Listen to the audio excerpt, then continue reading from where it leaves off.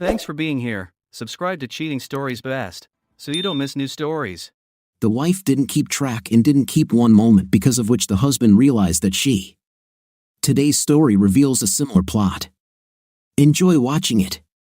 As I finished reading, I noticed Leslie standing on the kitchen island, refilling her glass. "Are you okay?" she asked. "I will," I replied. She nodded and returned with a bottle and a filled glass, sitting down next to me. She filled my glass and looked at me with her big eyes. "So, Rick, what should we do?" she asked. "We won't do anything right now," I told Leslie in a firm tone. "You and Marcy have been planning this little plot for me for weeks now, and it's only tonight that I find out about it. And from what you're telling me, I get the impression that she's been plotting something on the side for a long time. Am I right?" "I think so," she said, lowering her head. It was obvious she was not used to someone not immediately succumbing to her charm. "If I were a single man, I'd be interested," I said, "but I don't like being used, especially not by someone I've loved for most of my adult life." I was clear with her. "You said it yourself that it was something she wanted to do to ease her conscience," I continued, "or it could have been something else. Obviously, you and she planned this whole thing behind my back.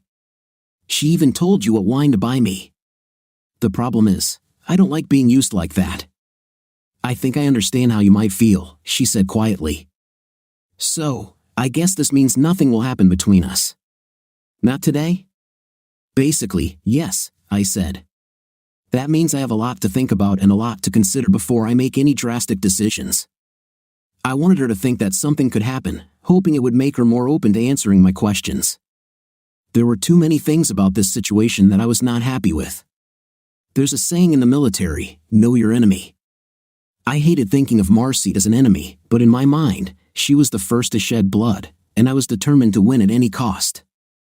"So, Leslie," she said, "can I count on you for dinner in a day or two?" "I don't know, Leslie," I said. "I'm not in the mood for company right now.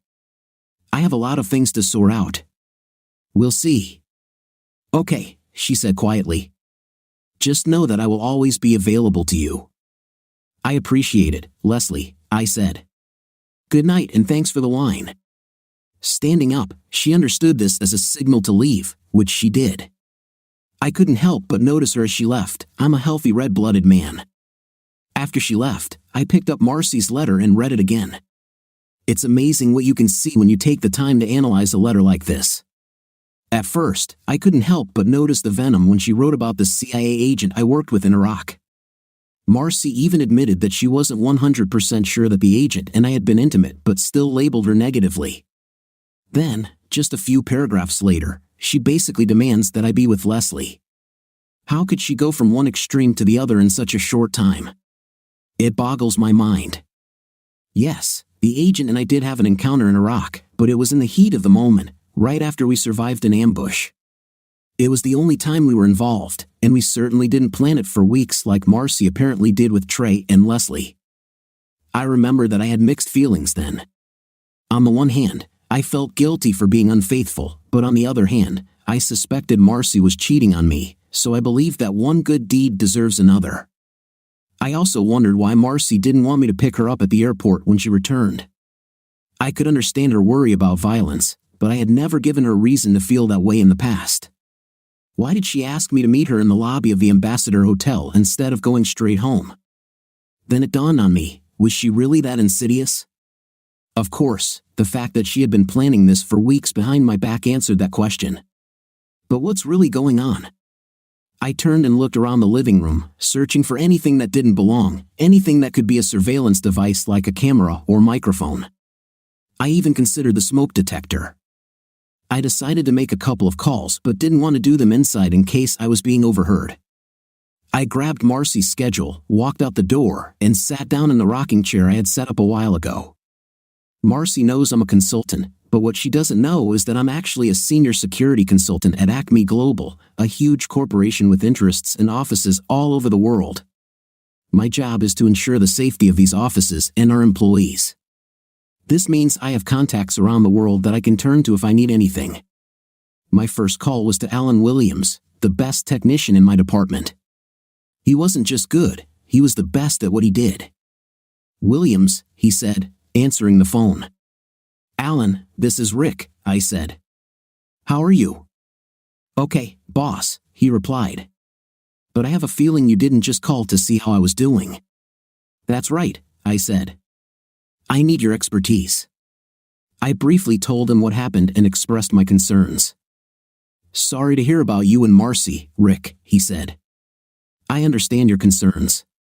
Give me about 45 minutes to collect the equipment, and I'll be with you. Thank you, Alan, I said. I appreciate it.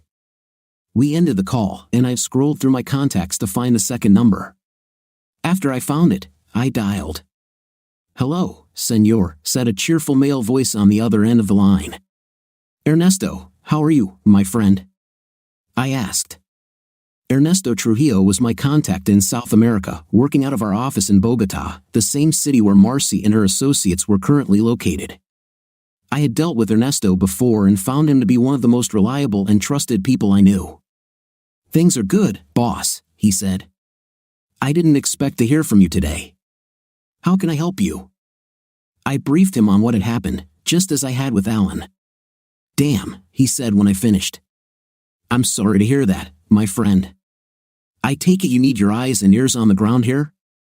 Yes, Ernesto, I said, providing the name of the hotel where Marcy was staying, along with the room numbers of her and her associates. I also told him about Pablo Espinosa, the hotel manager whom I had spoken to earlier. Can you do it? I asked. Yes, my friend. I can get everything you need, he said. I'll get audio, video, and photos. I'll also send you daily reports if possible. Let me know if you need any spending money, and I'll transfer it. I'll also send you their schedule for the next few weeks. Sounds good, I said. Do you need to do anything special with them? I knew Ernesto had connections in both high and low circles, but I wasn't ready to take drastic measures yet. I need information now, I said. We have 6 weeks. Okay, you're the boss, he said. Let me get started, and I'll be in touch. Thank you, Ernesto. I really appreciate it. I will. Thank you, I said. Say hi to your family. Ernesto was married with 5 children whom he loved very much. I know I will, he said. And thank you. I'll pass this on to Lupe and the kids. After we finished talking, I scanned Marcy's schedule, converted it to a PDF on my phone, and sent it to Ernesto. After making sure he received the file, I put the phone away. A little later, Alan arrived at my house. He got out of the car and walked up carrying a large suitcase full of electronic equipment. We shook hands on the porch, and I let him inside. I watched as he pulled equipment out of his suitcase and began searching. Within 30 minutes, he found miniature wireless cameras in several rooms of the house, mostly installed in smoke alarms. All of them were sound and motion activated. There were cameras in almost every room of the house except the bathrooms. We also found several small microphones, and Alan discovered that our landline was also a listening device. These devices don't have a long range, Alan said. There must be a receiver around here somewhere, perhaps in the garage or attic. We searched the garage but found nothing. I walked him into the attic after grabbing a flashlight, and we looked around. Sure enough, in one corner of the attic, there was a box with a laptop connected to it. When we touched the laptop, it showed a locked screensaver. I didn't know the password. Alan checked it carefully. It looks like this laptop stores all the audio and video that the cameras and microphones collect and then uploads everything to the cloud wirelessly. Can you tell who this belongs to? I asked. Alan inspected the box and found a sticker that read Property of Smith Investigations, 1 and 277, West Main Street, and there was a phone number on the sticker. How convenient, I thought to myself. So, what do you want me to do with all this? Alan asked. Do you want me to turn everything off? I thought for a moment before answering. My initial reaction was to tell him to get rid of everything, but I had another idea. Unlock the camera and microphone they put in my office, I said. Leave the rest where it is. They want a video? I'll give them a video. This will be the most boring video they can imagine. Alan chuckled. Okay, he said. We went down from the attic and came back downstairs. Alan turned off the camera and microphone in my office and then looked at the computer Marcy and I shared, which was sitting on the desk. "Do you want me to check it too?" he asked. "Yes," I said. "Let's check everything." I turned on the computer and watched Alan work. Marcy had installed a keylogger on it the night before she left. Since I hadn't used it, she had nothing to grab. After doing a thorough scan, he also found some spyware that she or her private investigator had installed. He cleaned everything up and ran another scan. "Looks like everything is clear now," he said. "Why do you think she went through all this trouble?" I asked. "Alan, well, if I were her, I'd say she's planning to set you up for something," he said, confirming what I already suspected. "Maybe she's planning a divorce and is going to take everything from you." "I hate to say it, Alan, but I think you're right," I said. "Can I give you some advice?" "Of course," he said, putting his equipment away. "If she hired a detective to install all this equipment, chances are he still has a key to your house," Alan said. "Eventually, he'll have to come back to get his equipment. If I were you, I'd change the locks immediately and change the code on your security system." "That's a good idea," I said. "I'll call the locksmith right away." "Thanks for coming, Alan. I really appreciate all your help." After we said goodbye, I took out my phone and found the locksmith's number. I called him, and although it cost me an extra $50, it was worth it. The last thing I wanted was some private investigator coming into my house. While I waited for the locksmith, I sat down at the computer I shared with Marcy. I turned it on and logged in with her account. I wanted to find out what she'd been up to lately and figured this would be a good place to start. I opened her browser and logged into her webmail. The emails opened immediately without asking for a password, which meant her credentials were saved and she hadn't changed the password as I advised. I was actually glad she hadn't followed my advice this time. I usually avoid spying on her computer use, respecting her privacy, but this was different. In my opinion, she had declared war, and I was determined to win. I looked through her emails. Most of them were spam, but there were a few between her and Trey Cardoza, the doctor she was now seeing in Bogota. Instead of reading everything at once, I searched and found several email chains between them that went back over a year. I selected them, exported them, and saved them to a flash drive so I could review them later. There were several emails between her and the children, mostly small conversations, nothing noteworthy. By the time the locksmith arrived, I showed him the doors that needed to be replaced. I let him go to work and went back to the computer. While looking through the email threads between Marcy and her doctor, I found one with the subject line lawyer. Out of curiosity, I opened it. The first email was from Marcy, in which she told Trey that she had just spoken with her lawyer, Allison Hargraves, and had read the proposed divorce agreement and post-nuptial agreement. She wrote, "She talked me out of it, but I don't care now. I'm going to do this no matter what." "Are you really going to divorce Rick?" Trey asked in response. "I thought you loved him. You said you were going to spend the rest of your life with him. What's going on?" "I love him," she replied, "and intend to spend the rest of my life with him, but now everything will be different. All these years he was an ignorant fool. Not anymore." "What are you planning?" Trey asked. "I have a letter that I will give to Leslie," she said. "I told Rick in a letter that he should meet me in the lobby of the Ambassador Hotel when we return. He will be given documents. He will be so upset that he will do everything to avoid a divorce. I will take him to my room and hand him a post-nuptial agreement. He will have a choice, either agree to my terms or face a harsh divorce." "Damn," Trey said, "you're cold. Remind me never to get on your bad side." "So what grounds are you using?" Trey asked. "Treason," she said. "I will have ironclad evidence on him, including video. I've already talked to Leslie. She's been interested in him for a long time. It was pretty easy to arrange. I told Rick in a letter that I give him permission to see her for 6 weeks while we're gone. What he doesn't know is that I have cameras and microphones all over the house and a private detective watching his every move. He just doesn't know about it yet. I can sue Leslie for alienation of affection if I want, so I'll get not only half of Rick's military pension but also the house, half of all our assets, and I can ruin Leslie and her husband financially. It's in his interest to agree to my terms." "Damn. Do you think he'll agree to this?" Trey asked. "You won't have a choice," she said. "I already told him in a letter that he can either take me back or leave." "I doubt he will leave." "What if he leaves?" Trey asked. "It will be his loss," she said. "You said he was an ignorant fool," Trey wrote. "How long have you been cheating on him?" "Years," she said. "It started when he was in Korea for a year. I moved the kids back home and started working at the hospital. They were doing renovations at the time. I had to park at the Red Roof Inn, like so many others, and found that I could drive an hour or two ahead of schedule, meeting with another nurse and going to work. Of course, I had to stop when he got home. I thought I knew the truth after all these years, and he never suspected." Trey asked, "Well, we met in Hawaii mid-year. Did he suspect anything?" "It caused a huge scandal, I tell you," she wrote. "But I managed to get us through it. That's why I know I can do it now. The only difference is that now he will know what I did." "You are taking a huge risk," Trey wrote. "This was the first and probably only thing I would agree with him on.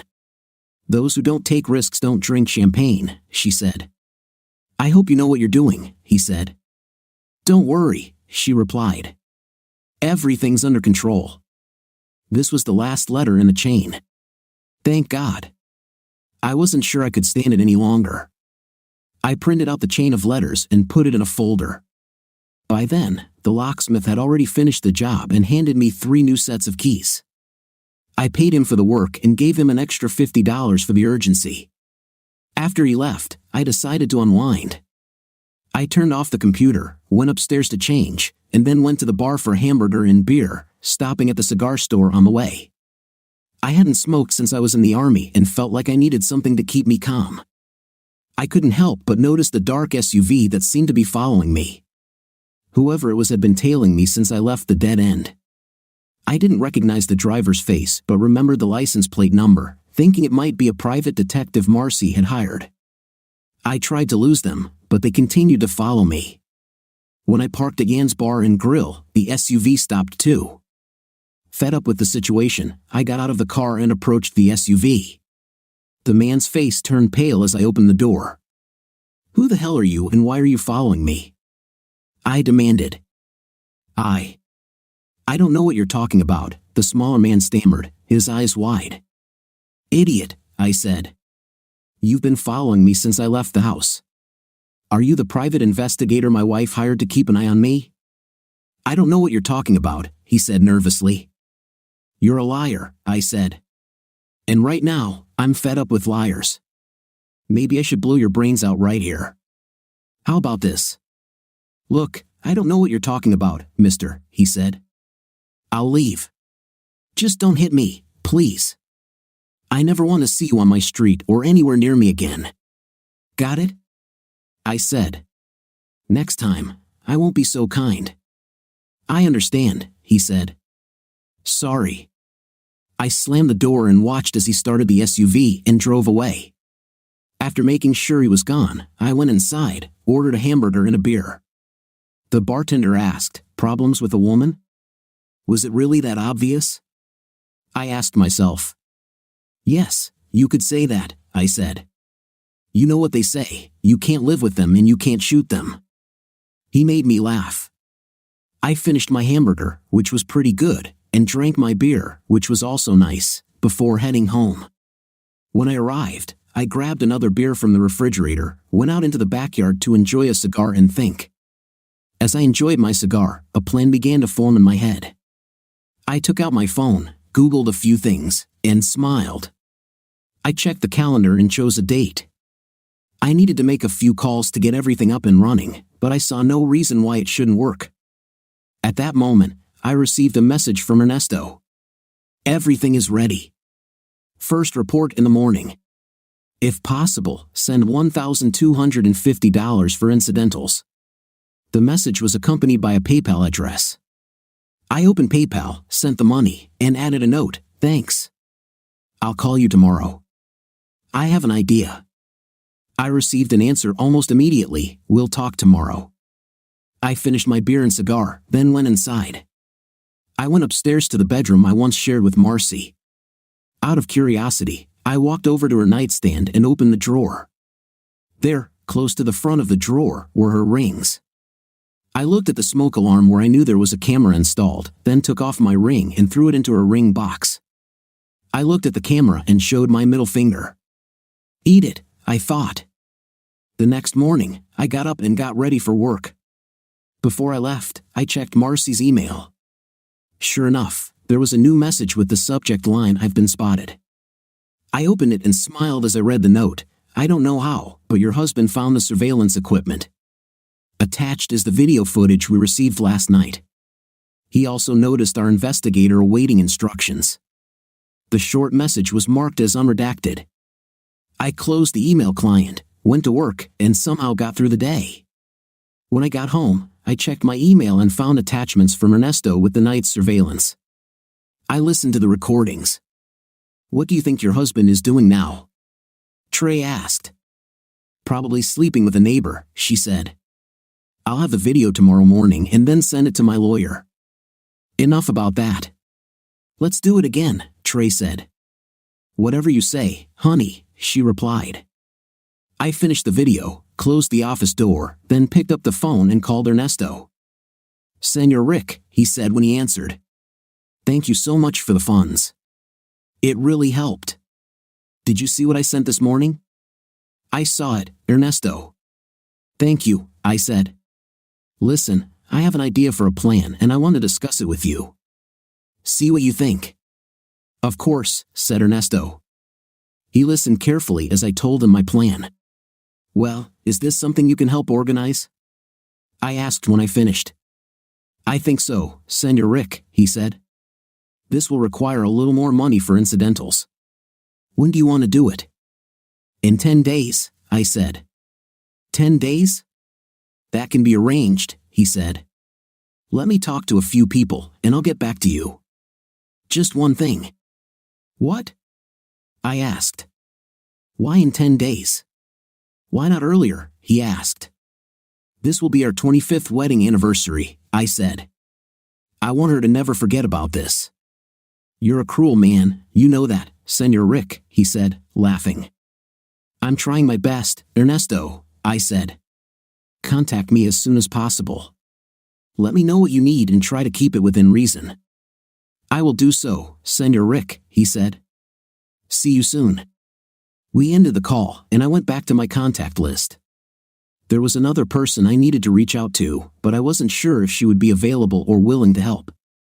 I found her number, the one she gave me for her personal cell phone when we were in Iraq together. I took a deep breath and dialed the number. To my surprise, she answered on the second call. "Dear," she said when she answered. "Dear, this is Rick Weston," I said. "Rick? Oh my God, it's been so long," she exclaimed. "How are you?" "It could be better," I told her. "Listen, do you have a few minutes?" "Of course," she said. "I was just about to sit down to dinner. I can call you back if I'm interrupting." "No, you're not interrupting," I said. "It's just me and the cat these days." "I'm sorry to hear that," she said. "It's okay," I said. "So, what's going on with you?" She listened quietly as I gave her a condensed version of my story. "Oh my God," she said when I finished. "And you have proof of all this?" "Yes," I said. "Emails, photos, videos, you name it." She also mentioned that she had talked to Marcy and read something about how we cared about each other. "In fact, let me read what she wrote," she said. I took out Marcy's letter and read it. "She came to see me and smugly said she took care of you there and then left before I could ask what she meant. But when you came back, I realized exactly what she meant. I read that lying letter," she said. "I specifically told her that we were a team, that we looked out for each other, that we had each other's backs." She blurted out something like, "I bet you did," and then slammed the door in my face. "Look, I shouldn't have done what I did to you, and I'm sorry if I compromised you in any way. That's on me, and I'll have to live with it for the rest of my life.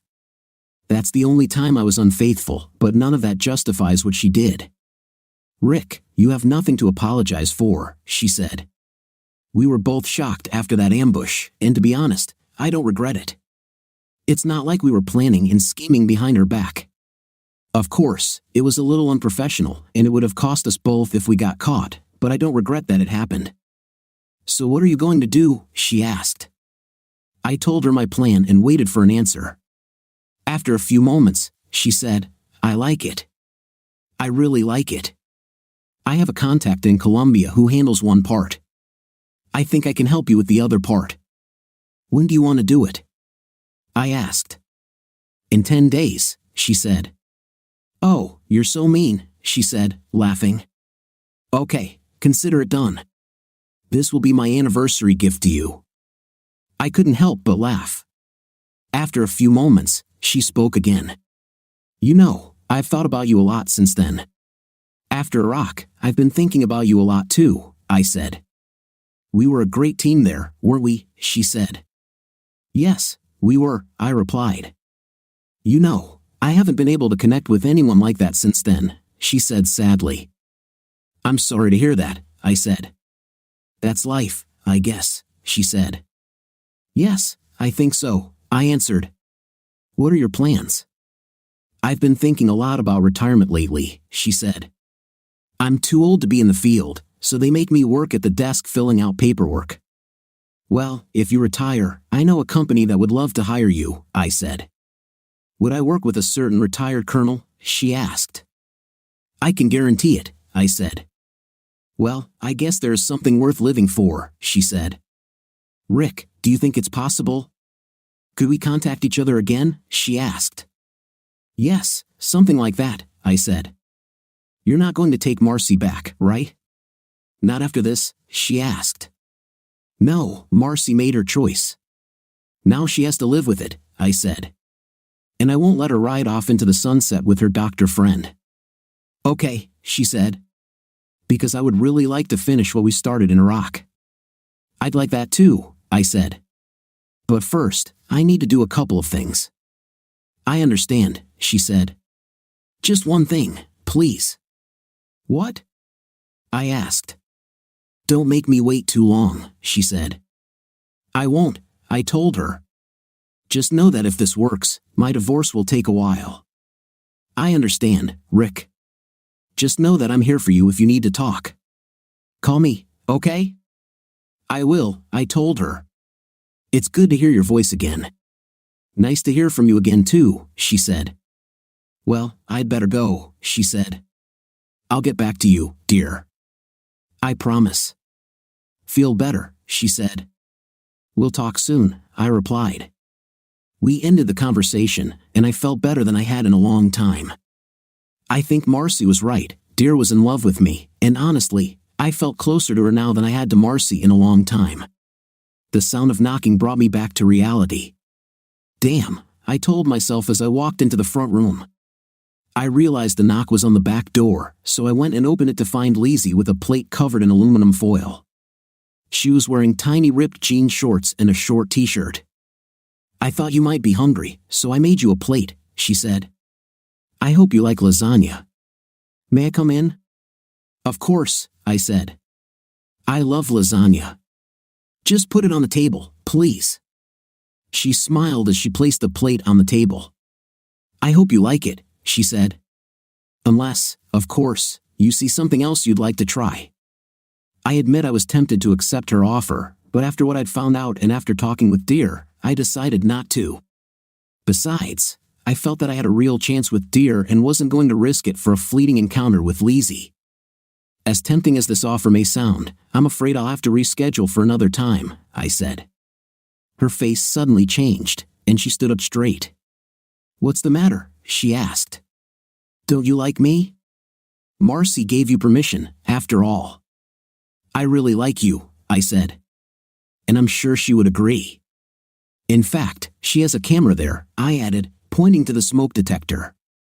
And I'm sure she finds you attractive too. Why don't you wave and say hi to her? She was shocked and turned to the smoke detector. What? She asked. Are you sure about this? Oh yes, I said. She installed cameras in almost every room of the house, and she has a private detective watching me. Maybe you too. Didn't you know? No, I didn't, she said. Let's go to my office, Lizzie, I said. I have something to show you. She followed me to my home office, where I gave her a printout of the email chain between Marcy and Trey. Her eyes widened as she read it. When she finished, she returned the printout. Oh God, she said. I had no idea, Rick. Honestly, I didn't. I know, I said. She used you and played with you just like she did with me. What are you going to do? She asked. I have something in the works, I said. Yes, I will file for divorce, and I'm not going to be involved with anyone until this divorce is finalized. Do you understand what I mean? Yes, I understand, Rick, she said quietly. Can we still be friends? I see no reason why not, I said. But we can't go any further than this, okay? Okay, Rick, she said. I'm sorry about everything. I hope you enjoy the lasagna. I'm sure I'll like it, Lizzie, I said. Thank you. I walked her to the back door and watched her leave. I'll admit she looked good in those shorts, but there was no way I was going to risk everything for a brief encounter. After she left, I went upstairs and changed into my running clothes, suggesting that the lawn, which was still quite warm, would be good for a run. When I returned from my run, I showered and changed, then went downstairs and ate the lasagna Lizzie had left for me. It was full of cheese, mushrooms, and meat, just the way I like it, and it was delicious. I washed my plate, grabbed a beer, and walked into my home office, pausing only to make an obscene gesture to the camera in the front room. The first thing I did was check Marcy's email. I saw that she had responded to the investigator, telling him to ease the pressure a little for now. There were no more letters from her to her. Then I looked at her finances. We had 3 checking accounts, one for each of us and one joint account for paying bills. Most of what we earned went into the common account, but each of us kept 10% for ourselves. We started doing this soon after we got married. We also agreed to have each of us added to personal account subscription cards in case of an emergency, so I had no problem accessing her account. I noticed that she had saved up a fair amount over the years but had also paid a significant retainer to Allison Hargraves, the lawyer, and a significant amount to Smith Investigations. I also saw a few purchases at Victoria's Secret, likely for her lover, as I had never seen her wear anything from there. I did some research on Allison Hargraves. The name was a little familiar, but I couldn't remember where I'd heard it before. A quick internet search revealed that she is not only a family law attorney but also an author. A few years ago, she sparked controversy with a book promoting the idea of female-dominated marriages. I had never read this book, but I decided to take a look. I also discovered that she was interviewed by the New York Times about her book. In the interview, she admitted that although she counsels anyone who approaches her, she only accepts women as clients and generally tries to attract them to what she calls the proud wife and cuckold lifestyle. I decided to research this further before making an appointment. From there, I went to Amazon and ordered the cheapest Kindle version of her book.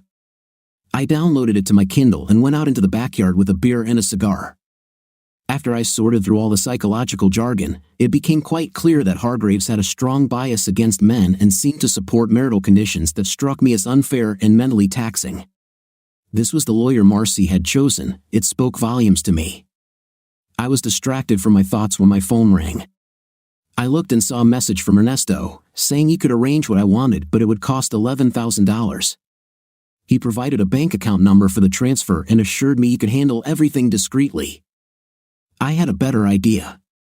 I walked into my office, opened Marcy's account, and transferred the money to the account Ernesto specified. She still had enough money that I doubted she would notice. This way, if anything were traced, it would show that the money came from her. I responded to Ernesto, confirming the transaction. I finished smoking my cigar, then went inside to watch some TV and relax before bed. The next few days went by quickly. I followed the same routine: get up, check the report from Ernesto, check Marcy's email, go to work, return home, run, shower, eat, check email, drink beer, smoke a cigar, and watch TV before bed. I had no desire to talk to Marcy anymore, so I didn't care that she didn't call or text. I realized that I enjoyed not seeing or hearing from her, as the love I once felt for her was now all but gone. I only saw Leslie once after I showed her the printed email chain. It was the next day when I returned the plate. Vince invited me to stay for dinner, but I declined, saying I had work to do. He looked disappointed, but I was sure he could handle it.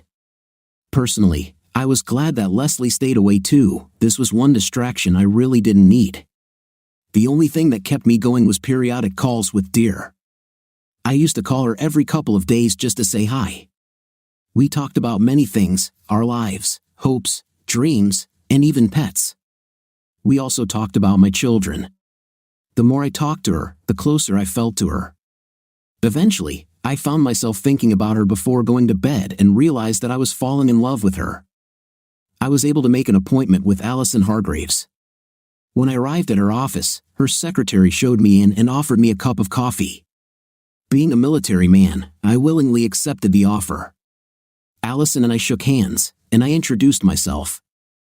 She seemed to be about my age, well-dressed, and in good shape. I noticed the ring on her finger and wondered about her life outside the office. "I understand you are going to get a divorce," she said. "Yes, that's correct," I replied. "Your name is Weston, right?" she asked. "Yes," I said.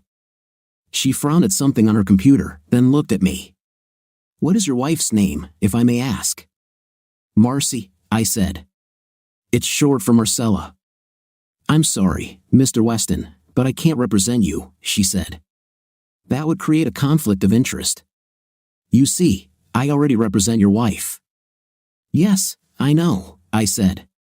"And I also know that you only represent women." "Sounds a little biased, if you ask me." She looked at me sternly. "If you already know this, why did you come to me?" "As you may already know, I am a retired Army intelligence officer," I said. "I like to know as much as I can about my adversaries." "Adversaries?" she asked. "Is that how you see me?" "Pretty much the same way I see you and Marcy," I said. "I read your book. I also read the interview you gave to the New York Times. I know you encourage your clients to adopt certain lifestyles. Is this what you did with my wife? Did you influence her, Ms. Hargraves?" "This is confidential information," she said. "Of course," I said. "Did you know that Marcy was going to Colombia for 6 weeks? Did you know what she planned to do during that time?" "Again, Mr. Weston, this is confidential information and I am not at liberty to disclose it," she said. I nodded. "I see you are married," I told her. She looked at her rings for a moment. "I found your chapter on controlling relationships interesting. Do you treat your husband according to the methods you suggest in that chapter? Do you enforce strict control and dominance over him?" "This is none of your business, Mr. Weston, and I think this interview is over," she said. "Please, you know the way out." I smiled and nodded. "I'd like to say it was nice meeting you, Ms. Hargraves," I said, standing up. "But that would be a lie. I'm sure we'll see each other again. Goodbye." I walked towards the door and stopped to turn back one last time. "By the way, I personally found your book distasteful. Have a nice day." I left her office before she could respond. The secretary looked at me with a smile as I walked out. I wondered if she had overheard our conversation. Finally, the day of our 25th anniversary arrived. I had accumulated enough time off, so I took the day off. I knew it was going to be a busy day and wanted to be home to follow the developments. Early that morning, I received a message from Dear saying she was able to do what I asked. I waited nervously for news from Ernesto. Around mid-morning, I received a message from him, "Check your email." After turning on the computer, I opened my email client and saw a video attached. I clicked to view it. The video appeared to be filmed from a point overlooking a dirt road where a temporary checkpoint had been set up. I watched as 3 SUVs approached the checkpoint. Armed soldiers stopped the vehicles, issuing orders to the occupants before opening the doors. The soldiers began inspecting boxes and rummaging through their contents. Suddenly, one of them shouted, and several more armed soldiers arrived. They examined the boxes and began transferring them to a military vehicle parked nearby. One soldier pointed his gun at the driver's door, shouting an order. The door opened, and I saw Trey emerge with his hands up. Marcy exited the passenger side, flanked by 2 armed soldiers. Both were roughly handcuffed and placed in a military vehicle. A tow truck arrived, hitched the SUV, and took it away. The soldiers inspected the other vehicles before waving them through. To say I was shocked is an understatement. I took out my phone and called Ernesto. "Hello?" Ernesto said when he answered. "I saw the video," I said. "What happened?" "We got what you asked for," Ernesto replied. "Unfortunately, my people weren't able to plant anything on her. It turns out that her associate, Dr. Trey, has been smuggling significant quantities of illegal substances for some time. The car already contains several kilograms in boxes marked as medical supplies. My team saw the packing and loading and decided to step aside. They didn't want to get involved with the cartel." "Me too," I said. "So, where are Marcy and Trey now? Was she involved in this?" "They're both in prison," Ernesto said. "It appears she might have known about it, but exactly how much, I'm not sure. They have 48 hours to present the case to a judge, and the investigation could take up to 90 days to decide whether to file charges. But given what we saw, it might not take that long." "What will happen to them?" I asked. "Does the consulate know about this?" "I'm sure the consulate in Bogota is already aware," Ernesto said. "It happened quite early this morning." "Watch this for me, Ernesto," I said. "I'll keep you updated." "I will, boss," he said. "I'm sorry it turned out this way. I know it's not what you expected." "Don't apologize," I said. "It's not exactly what I had in mind, but if she's involved with Trey, she deserves what she gets." We ended the call, and I immediately called Dear to inform her of the situation. She didn't seem too surprised. "Do you have connections to find out what's going on there?" I asked. "This isn't my area," she said. "But I know the station manager there and can call to find out." "Please do," I said. "I'll call as soon as I hear something," she said. While I waited for her call, I packed a trash bag and went around the house, removing all the cameras and microphones that Marcy had set up. I also went to the attic and took the receiver and laptop. I stuffed everything into the bag, not caring if anything broke, and set it down in the driveway in front of the garage. I called Smith Investigations.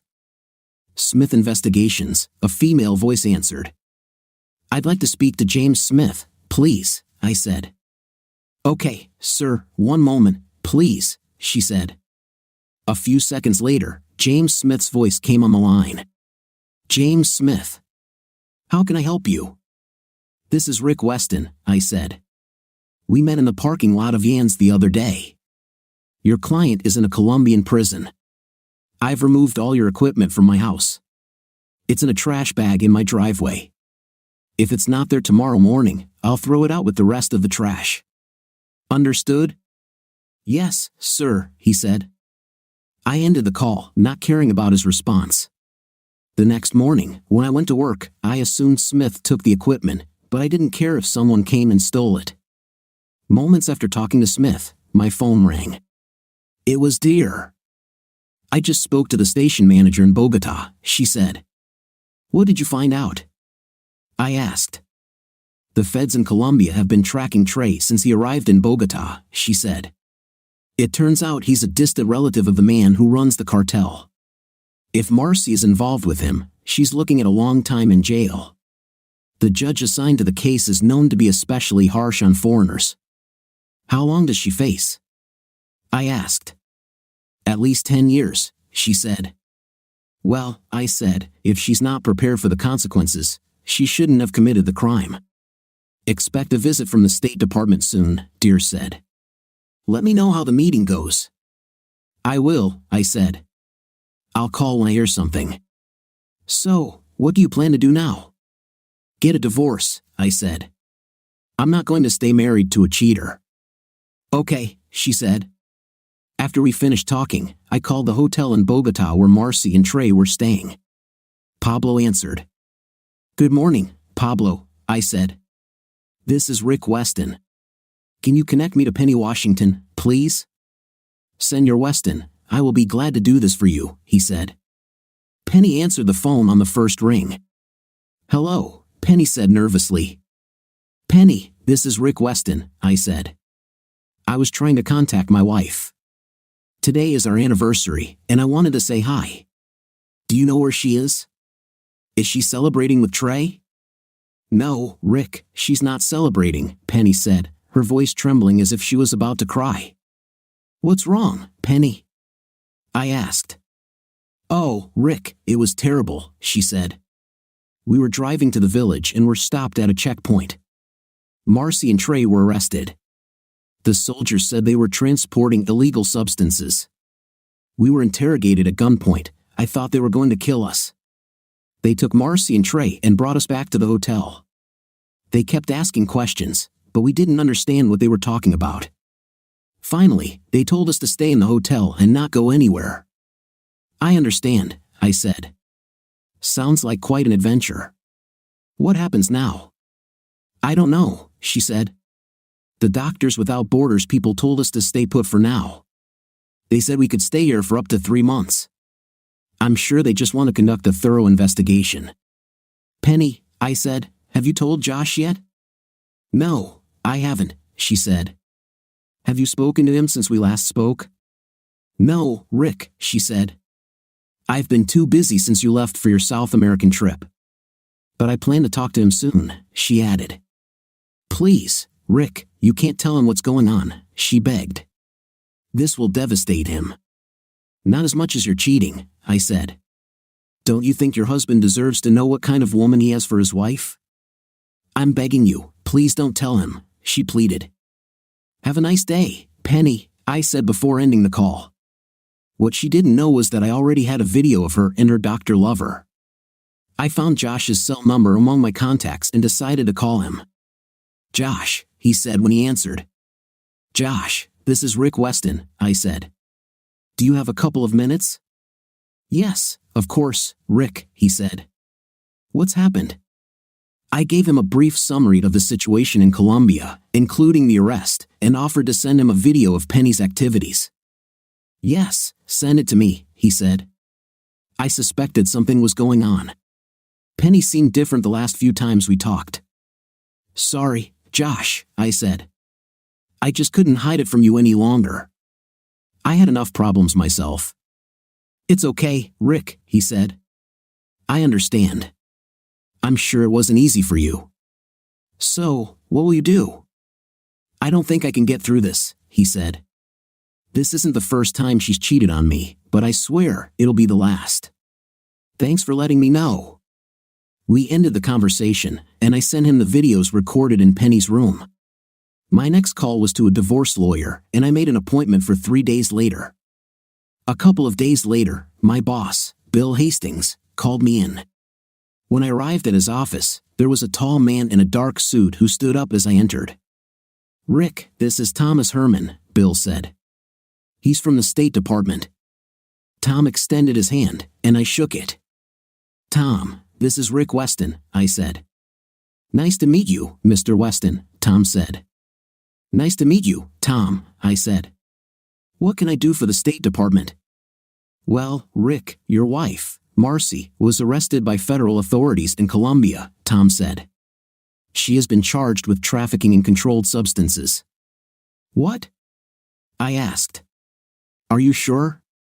She must be there with Doctors Without Borders. It's hard to believe she was involved in this. Of course, I lied, trying to maintain a composed demeanor. Is there anything you can do to help her? She's a U.S. citizen.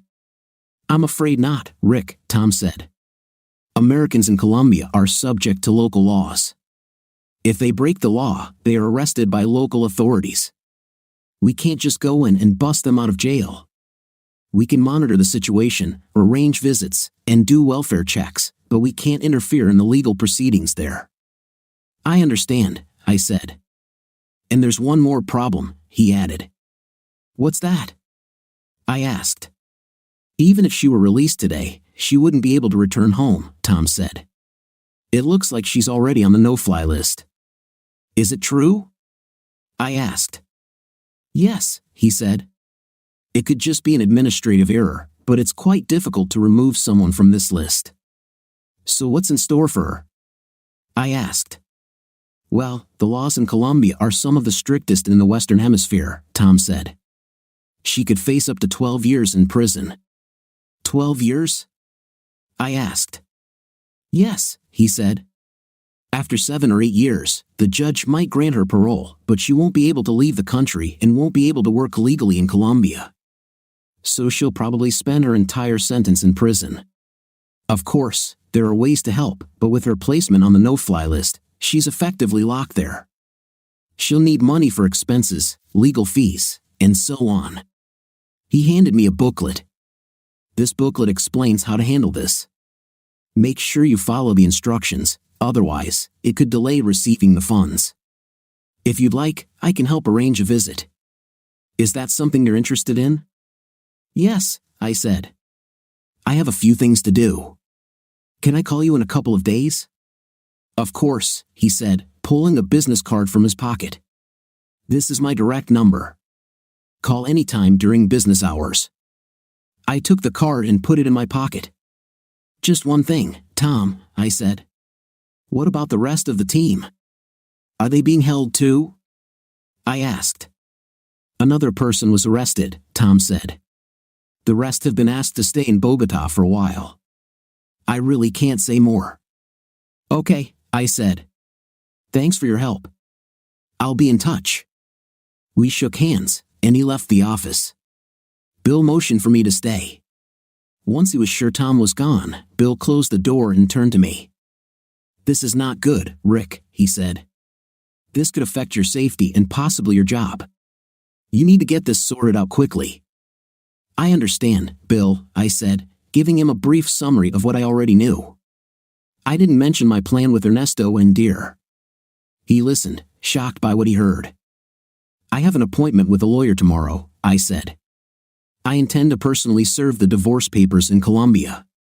Okay, Bill said. Listen, you have a lot of accumulated work time. Take a couple of weeks to do what you need to do and get everything in order. I will, Bill, I said. Thank you.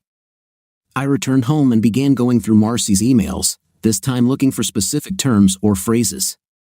I found some results and examined the emails. Most of them seemed harmless, but I found one email chain that seemed promising. Do you want to make a lot of money on our trip to Colombia? Trey asked in a letter sent about 3 months before their trip. Of course, Marcy replied. What do you mean? Trey asked. Not here, he replied. Let's meet in person after work, and I'll explain everything. Nothing else was mentioned for a week. Then Trey sent another email. Well, he asked. Have you decided? Are you sure this will work? Of course, he said. I've done this before. Don't worry, I know what I'm doing. Okay, she replied. I'm in. Good girl, he said. Trust me, you'll like it.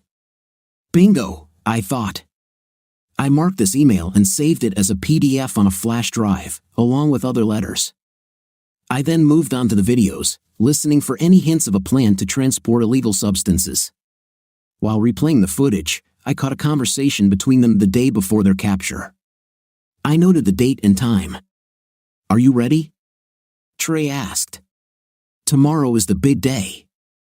I think so, Marcy said nervously. Okay, he said. The product will be loaded into our vehicle tomorrow morning. We don't even have to touch or see it. It will be in boxes marked medical. And you're sure we won't get caught? Marcy asked. I've done this many times, he said. There's never been a checkpoint there before. If everything goes smoothly, we'll do it more often. If all goes well, by the time we leave, we'll have enough money to retire. Sounds good to me, she said. Bingo, I thought. I made a note of the video and saved it to a flash drive. After gathering my thoughts, I sent an email to the kids, asking them to join me on a Skype call tomorrow evening. Then I called Ernesto and told him what I had found. Damn, he said. What are you going to do? I'm going to look at the rest of the videos and letters to see if I can find anything else, I said.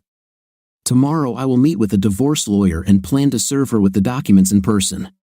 Will you come here? He asked. Yes, that's my plan, I said. While I'm there, I also intend to hand over this evidence to the prosecutor. You can stay with me and my family if you want, Ernesto offered. I appreciate it, Ernesto, I said. I'm looking forward to trying some local cuisine. He laughed. Trust me, you haven't eaten until you've tasted her food, he said. Call me when you're ready, and I'll pick you up at the airport. I will, I said. Let's talk later. I looked at my watch and realized I needed to send money to Marcy. I read the booklet Tom gave me.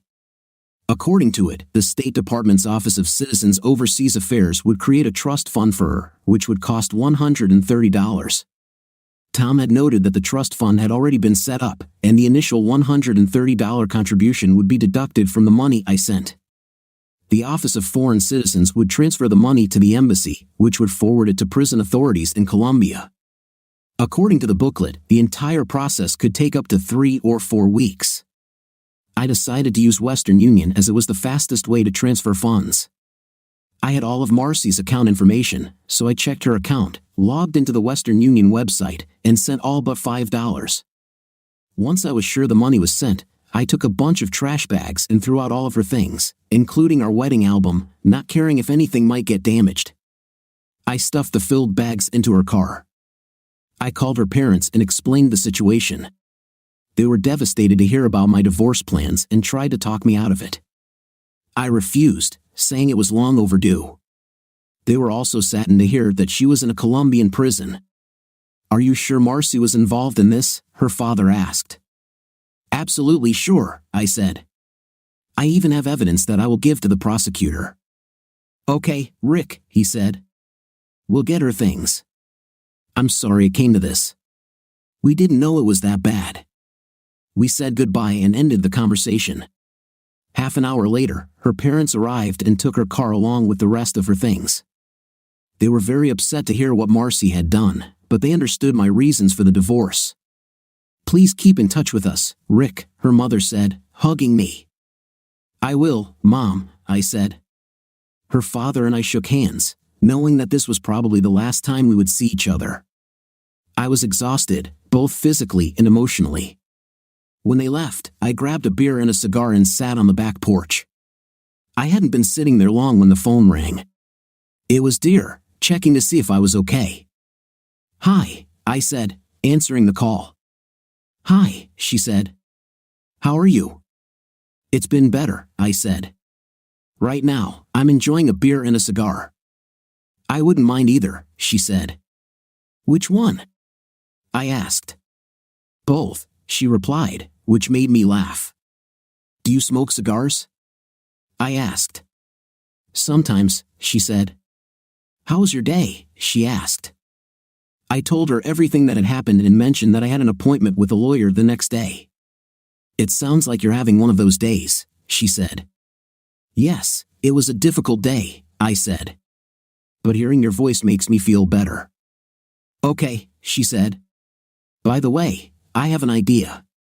Another one? I asked sarcastically. I laughed and then shared what I was up to. There were a few moments of silence when I finished, and I almost asked if she was okay. Finally, she answered, You know, that's the best idea I've heard in a long time. Let's do it, I said. You're in? I asked. I'll tell you all the details when I get back from Colombia, she said. I'm looking forward to it, she added. We talked a little longer before ending the call. I felt much better after our conversation. The next day, I went to see my lawyer. I double-checked that I had everything and then headed off. When I arrived at her office, I was escorted by her secretary and offered a cup of coffee, which I gratefully accepted. Lisa Hawkins was nothing like Alice Hargraves. She exuded confidence and, more importantly, she was open and friendly. She listened to my story, took notes, then reviewed the evidence, including Marcy's letters and printed emails. I also told her about Marcy being accused in Colombia. Well, that should make things a little easier, she said. How long does she face there? They told me up to 12 years, I said. 12 years in a Colombian prison? Lisa said. It won't be easy for her there. What do you want to get out of it? She asked. Everything, I said. She can keep her 401k, her clothes, and her car. I've already set most of her money there for her expenses. I want to keep the rest. I think it's possible, she said. Fortunately, you can file on the grounds of reason and cruelty in this state, and I think you've shown sufficient grounds for doing so. Also, judges take such things into account when dividing property. Just curious, how do you plan to serve her the papers? If you use the system, it could take weeks. I plan to deliver the documents in person, I said. Hopefully, I can convince her to sign them and be done with it. Okay, she said. I can have them ready and served within 2 days. Is that okay with you? Yes, I said. Also, what about Trey, her lawyer, in the hospital? You mean Allison Hargraves? She asked. Yes, I said. I was under the impression that Mrs. Hargraves convinced her to turn me into some kind of subservient fool. I tried to find out for myself, but she refused to answer me. Did you actually talk to Allison Hargraves yourself? Lisa asked. Yes, I said. You are a very brave person, she said. Well, she is protected by attorney-client privilege, so she is right not to reveal what happened between them. Also, although it is possible to file a breakup of marriage lawsuit in this state, such suits almost never go to court. My best advice is to leave it and not waste money on them. I took her advice and we ended the meeting with a promise to let me know when the documents were ready and submitted, 2 days maximum, she said. I thanked her, paid a significant advance, and left. Later that day, I spoke with the children on Skype. It was wonderful to see them, and I wished I could tell them better news. Hey Dad, what's wrong? Kyle asked. Hi Dad, Rhonda added. What's happening, children? I have news that I wanted to tell you both at the same time, I said. Did something happen, Dad? Rhonda asked. Yes, I said. Your mother and I are getting a divorce. They both gasped in shock upon hearing this. Why, Dad? Kyle asked. Yes, why? Rhonda added. Did you do something? I told them a short version of the story and ended by telling them that their mother was in a Colombian prison. Are you sure she was really involved in this, Dad? Rhonda asked. Yes, Rhonda, I'm afraid it's true, I said. I have evidence that I will present to the prosecutor when I go there. Are you going to help the prosecutor? Are you going to help them put her in jail? Kyle asked. She broke the law, son, I said. I don't like it, but that's the way it is. I can't just turn a blind eye to it, and you know it. I know, Kyle said quietly. It's just the way it is. Confused, I asked. He nodded. I know, son. It's really confusing, and I'm sorry. But your mother made the decision to do it, and she got caught. We talked a little longer, and I answered all their questions. It was a difficult conversation, but by the end, they knew everything their mother had done and understood why I had to do what I did. I promised to send them an address so they could write letters to her, and we ended the conversation in tears. After we finished, I called Tom and asked him to arrange a visit the day after I received the documents. He promised to arrange everything, and we ended the conversation. Then I called Ernesto and told him about my plan. By the way, do you know who is handling the case? I asked. This is Ricardo Montoya, Ernesto said. He's a tough guy, trust me. Okay. When I arrive, I have proof that I will give to him, I said. Okay, Ernesto said. Before we ended the conversation, my last call was to Dear. She listened carefully while I brought her up to date. We talked for quite some time, and I felt better after our conversation. 2 days later, Lisa contacted me to say that the documents had been filed with the court and a copy had been prepared for Marcy to sign. I already had my things packed and my flight tickets ready to go, so I grabbed my passport and a few last things and headed off. After I collected the documents from Lisa, I called Ernesto and told him that I was heading to the airport. Tom sent a message that the visit had been arranged. I sent a reply thanking him. Ernesto met me as soon as I cleared customs. We collected my luggage and headed to his car. "Where to first?" he asked when we got settled. "First, I need to see Senor Montoya," I said. He nodded and drove off. When we got to the government building where his office was located, Ernesto parked the car. "I'll wait here for you, Senor Rick," he said. I nodded and went inside. I found Montoya's office, and the secretary stopped me. "Can I help you, sir?" she asked in accented English. "Yes, please. I would like to see Senor Montoya. I have information on a case he is involved in," I said. "Do you have any information for me, sir?" I heard a voice behind me. I turned around and saw a well-dressed man standing in the doorway. "You are Senor Montoya?" I asked. "Yes, it's me," he said. "Who are you?" "Rick Weston," I said, holding out my hand. "I understand that you are pursuing a case against my wife, Marcy," he said. He shook my hand and nodded. "Yes, of course. Please come in." He led me into his office and closed the door. "So, what information do you have for me?" he asked. I got a flash drive and handed it to him. "On this disc, you will find a video of her and Trey Cardoza talking about transporting goods, which I assume refers to what was found on her," I said. "There are other videos, and you will also find email correspondence."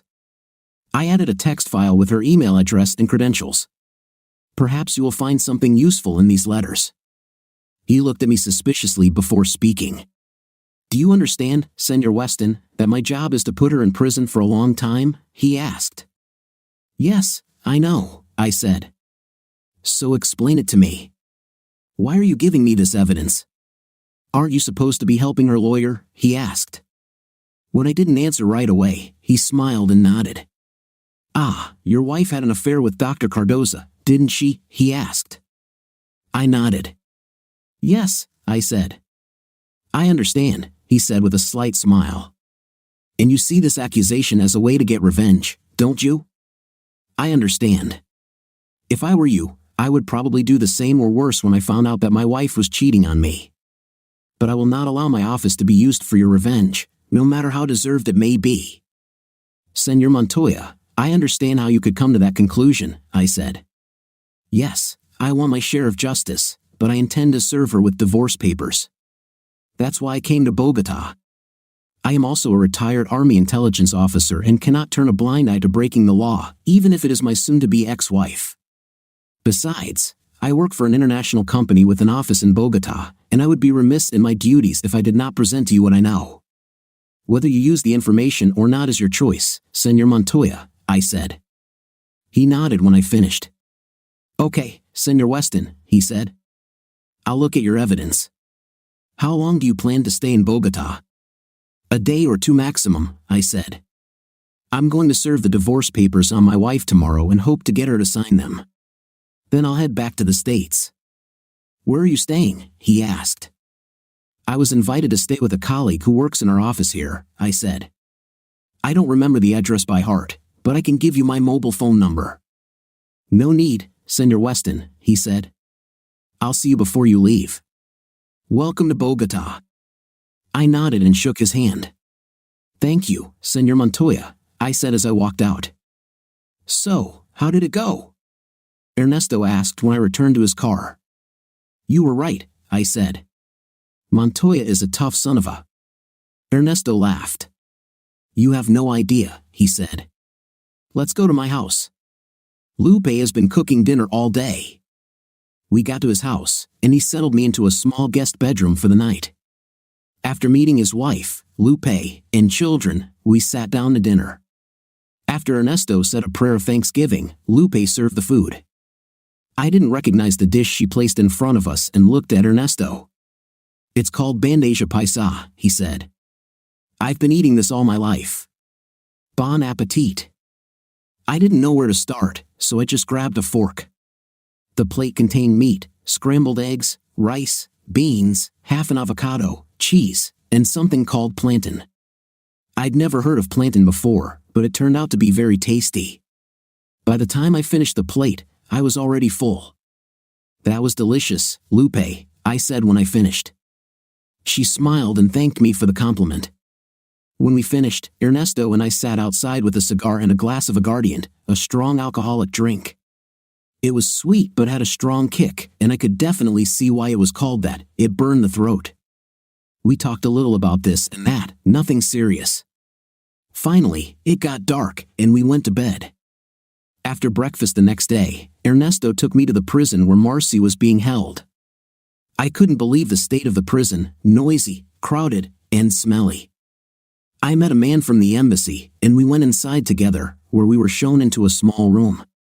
Marcy was already there, and she looked terrible. Her face was gaunt, her eyes were red with dark circles, and it was clear she had lost weight. I also noticed that she was chained to the table. She raised her head and looked at me with sadness in her eyes. I sat down opposite her and opened my briefcase. I took out the package and put it on the table. "You gave me a choice, Marcy," I began. "Either take you back or leave. I think you know the choice I made." She lowered her head, and tears streamed down her face. "I'm sorry, Rick," she muttered. "I did not mean to offend you." "Nonsense," I said quietly. "You were acting conspiratorially with Leslie for several weeks before you left. You've been planning this for a long time. I know that you went to Alice and Hargraves. I also know what you plan to do when you return to the States. You probably know that I found the cameras you installed in the house. I know you were planning to set me and Leslie up by pretending to be your friend and my so-called loving wife. You know I loved you with all my heart for a quarter of a century. I did the best I could. I admit I wasn't perfect, and yes, I messed up once in Iraq, but it was in the heat of the moment. We almost died there. I swear to God I never planned to cheat on you or hurt you the way you did to me. I also found a letter in which you admitted to Trey that you cheated on me the year I was in Korea. Do you remember the scandal we had then? All the time you swore that you didn't cheat, but that was a lie, wasn't it? And you have continued to lie to me since then. During our last phone conversation, you said one time if I don't mind. So, Marcy, I object. That last day is the day you were caught. Do you even remember what day it was? No, what day was it? She asked quietly. It was our 25th anniversary, I said. You didn't even bother to remember it, did you? Tears continued to fall from her face as I spoke. I wanted to say more to cause her more pain and suffering, but I decided to get down to business. I only came here for one thing, Marcy, I said, pulling out the divorce papers. You need to sign them to end this farce of our marriage. But I don't want a divorce, she said. Another lie, I said. You hired Allison to prepare the divorce papers and were going to give me a choice, either become your submissive partner or destroy me through divorce. Face it, Marcy, we're done. I'm done with you. You'll be here for a long time, but I won't wait for you at home. Sign the documents, I added, holding out my pen. By the way, I've already sent most of your money here for expenses and legal fees. It will take a while for it to arrive, but it's on its way. You can keep your 401k, your car, your clothes, and personal items. Your parents have already taken theirs. The rest is mine, so sign the documents, and it will be completed in 60 days, I said. Have you told the kids about this? She asked. Yes, I have, I replied. It broke their hearts to know what you've become. I gave them an address where they can write to you. I don't know if they will or not. She took the pen. Okay, she said quietly. You win. Where do I sign? I pointed to the places Lisa had marked. She read while signing, then I signed, and the person from the embassy signed as a witness to our signatures. When we finished, I put the documents back in the envelope. By the way, I said, I noticed that you've already paid in full for your reservation at the Ambassador Hotel. I don't want it to go to waste, so I'm going to use it. Use it, she said. I obviously don't need it. Thank you, I said. And one more thing. I'm planning on inviting Dear to join me. I thought we could finish what we started in Iraq one time, if you don't mind. She looked at me with fire in her eyes. I shook my head. After what you did, don't even start, I said. To me, we're not married anymore. Enjoy the rest of your life. I got up and left, leaving her sitting at the table, crying. When we went outside, I saw Montoya standing near his car. He walked over and shook the hand of the man from the embassy, then looked at me. "If you don't mind, I'd like to speak with Colonel Weston alone for a couple of minutes," he said. The man from the embassy nodded and said goodbye, getting into his car. Montoya hugged me by the shoulder. "Walk with me, Colonel," he said. "I haven't been a colonel for a long time, Senor Montoya," I said. "Please, call me Rick," he said with a smile. "And you can call me Ricardo." "Once a military officer, always a military officer, right?" he asked rhetorically. "Ernesto speaks very highly of you. He told me a lot of good things about you," he said. "Do you know Ernesto?" I asked. "Yes, I know, Rick," he said with a smile. "We served in the military together for a while. Then he went to work for your Acme Global, and I became a prosecutor. You know, I looked at your evidence, and you were right, it's very convincing. It will save the government a lot of time, effort, and money. That's one of the reasons I decided not to charge you with criminal conspiracy." I looked at him, shocked. "Oh, don't be so surprised," he added. "Ernesto told me what you were planning. As you might think, if your wife was caught with a small amount for personal use, she would probably spend a couple of days with us, then be fined and deported. Luckily for you, however, nothing illegal was purchased, and the money you sent ended up going to a charity for widows and orphans. The nuns said they were very grateful for your gift, by the way," he said with a smile. "It was their account that Ernesto gave you." I couldn't help but smile. "Between your stellar record and your voluntary cooperation, I have decided not to charge you," he said. "However, I must warn you, if you ever think of doing something like that again, I will have no choice but to take action. I hope you understand." "I understand, Ricardo," I said. "Thank you." "No, Rick," he said. "Thank you. The information you provided will be very helpful. I understand that you wanted justice after what your wife and Dr. Cardoza did, but trust me, justice is coming. I understand. You are heading back to the airport, yes?" "Yes, I'm going back to the States," I said. "Well, Rick, if you ever come back to Bogota, maybe you'll stay long enough to be my dinner guest," he said. "I'd really like that, Ricardo," I said. He stopped and extended his hand. "Vaya con Dios, Rick," he said. I shook his hand and nodded. "Vaya con Dios, Ricardo," I said. "And thank you for everything." We parted ways, and I returned to Ernesto's car. "Everything is fine?" he asked. "Yes, Ernesto, everything is fine," I said. "But I need to go to the airport so I don't miss my flight." We got into the car and drove to the airport. When we arrived, he turned to me. "Boss, I'm sorry I didn't follow your orders," he said. "I couldn't do what you wanted. If you want, I will resign." "Don't apologize, Ernesto," I said. "You didn't do anything wrong. In fact, you were the only one who did the right thing. I'm the one who should apologize for putting you in this situation in the first place. Perhaps I'm the one who should resign." "No, boss, don't do that," he said. "I understand how you feel. What you feel, hell, if it were me, I probably would have done something drastic. It all worked out in the end." "Yes, that's how it happened," I said. "Thank you for everything, Ernesto. I'll get back to you and give my regards to Lupe and the kids." "Do you think you'll ever come back?" he asked. "Of course," I said. "Where else can I find a portion of Bandeja Paisa?" He laughed, and we shook hands. "I'll contact you, Ernesto. Stay safe, and thank you for all your help." Dear met me at the Ambassador Hotel on the day I was supposed to meet Marcy. Yes, we finished what we started in Iraq, and it was an unforgettable night. "You know, I filed for retirement," she said. "I was thinking about a career change," I asked. "What would you like to do?" "I thought about becoming a full-time wife and homemaker," she said. "Is it true?" I asked. "Yes," she said. "Do you think there will be a job opening soon?"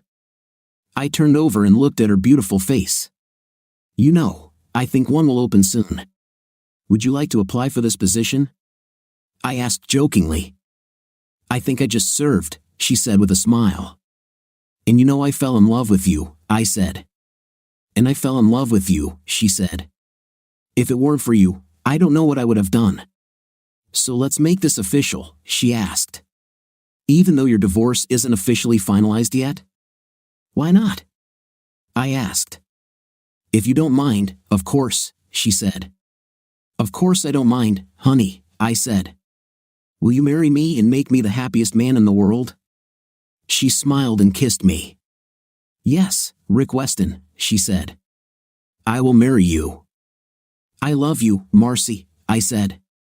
Marcy and Trey were tried in Colombia and found guilty.